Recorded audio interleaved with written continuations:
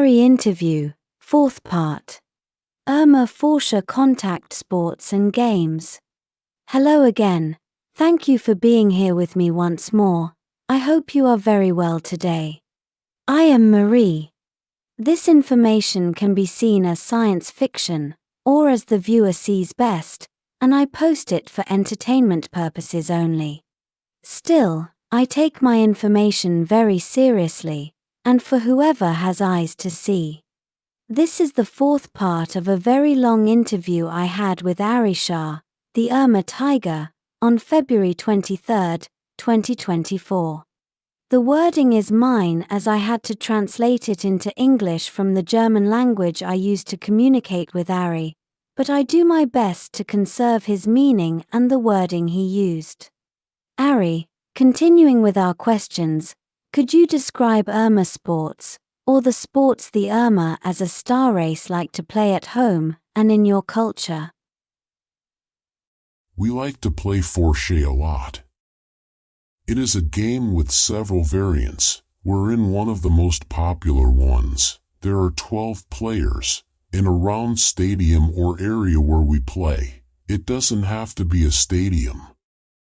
Each player has his or her goal, which is placed around and at the edge of the stadium circle, where the numbers would be in a clock, and where each goal is also numbered from 1 to 12 as in a clock, and matches the number of the player. The stadium is some 100 meters in diameter when played professionally, but its size varies a lot when played informally. In a stadium at home, each goal can be a metal arch, full of elaborated artistic Urmah metalwork, representing felines, or a simple arch with exact dimensions, big enough for only one Urmah to go through at a time. But when played more informally, the goals can be made of anything you want. It can even be a circle drawn on the dirt or the sand with a stick. At the very center of the circular playing ground or stadium, there is another circle drawn on the ground in white. In well-established stadiums, the floor is some shock-absorbent material, similar to rubber, but when played anywhere else the floor is what you get, in the one where you are. When not in a stadium, the best place to play it is on the sand, such as the one on a beach. You will see why. When the game is to be played, a specially made sack or bag is placed at the center of the playing area, in that circle drawn on the ground, and at the same exact distance to each one of the 12 goals. The sack or bag is made of very resistant material, with sawdust, or special rubber-like material inside. It always has the same weight, some 60 kilograms, and is covered with artificial fur, as it represents a dead animal, a large cat's prey. When played in a stadium, in a professional manner, with many Urmah sitting and watching all around, each player starts the game in his or her goal. Then, when trumpets majestically announce that the game is about to start, the players get ready in a sprinting position, and the game starts at the sound of powerful drums and a cannon firing. This is where all the players violently and in all their strength and power run on all 4 legs to get to the artificial dead animal at the center of the stadium first. The purpose of this game is to fight for the dead animal against the other 11 opponents.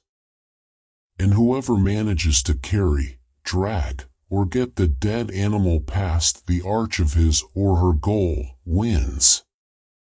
As you can imagine, this is a very violent game, but the Urmah love it. As with all games, certain rules must be followed, and those are that claws and teeth may not be used against the other players. You cannot fight your opponent to the head, and you cannot carry the dead animal with your teeth. This last rule is because too many Urmah have lost their teeth playing this violent game. Another rule is that male and female Urmah cannot play against each other. There is one game for the males and another for the females, as the difference in size and strength is very big. Another rule is that Urmah subspecies cannot play against each other, for the same reason why males and females cannot as well, because of the difference in size and power. This means that you are not to place leopards and panthers playing against lions and tigers, because it would be a heavily unfair match. Yet this game is played almost exclusively by male Urmah, where the sub-races that most excel at it are the lions and the tigers, due to their added mass and strength. The players do use protection on their bodies, especially on their vulnerable parts, like their underbelly and neck. It is like an armored vest made of padded leather, with rubber reinforcements, and it is usually ornamented by each player, who also chooses his or her colors and emblems. This protection also includes a protective muzzle on the face, to prevent losing teeth during a game, which is the most usual consequence of playing this game. Is that why one of your fangs is missing its tip, Ari? No, that was a silly cat splat. See, I broke it off accidentally when I jumped down from the top of a wall onto a hard floor. I stupidly miscalculated my weight, so I landed on my mouth when I was younger. Oh, sorry about that, Ari. Never mind. As I was saying, this game is loved by everyone back home, because it helps us de-stress and vent all the Urmah rage and the need for action we always have. Yes, it is very violent and may result in injury, as the players fight for the artificial dead animal. Because they use all their strength, they also resort to kicking away their opponents, which is one of the most used maneuvers when the player with the dead animal is already on the floor, down by the others during the fight. By kicking I mean a feline kick launch, where the opponent may end up flying away, as the Urmah hind legs are very strong. Even house cats use that maneuver while fighting against one another.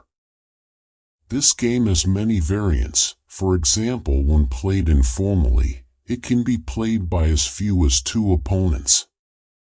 There is an inverse variant of this game, where the opponents must fight against each other to place the dead animal inside the circle at the center of the stadium or playing ground, while the others attempt to prevent that from happening, and who at the same time attempt to do the same.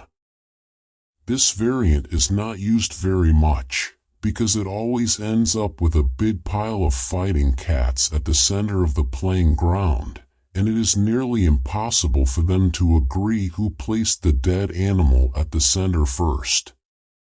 During these games, the artificial dead animal usually gets all torn up and destroyed before the end. When this happens, the referee stops the game for a few minutes, while a cleaning team removes the part of the artificial dead animal, sweeps the area, and a new one is placed at the center of the playing ground again, while the players rest, drink water, and have their wounds attended. Then the drums start to beat again, the cannon fires, and the cats run to the fray once again. There are elaborate championships for this game, and it is the most popular one in our culture.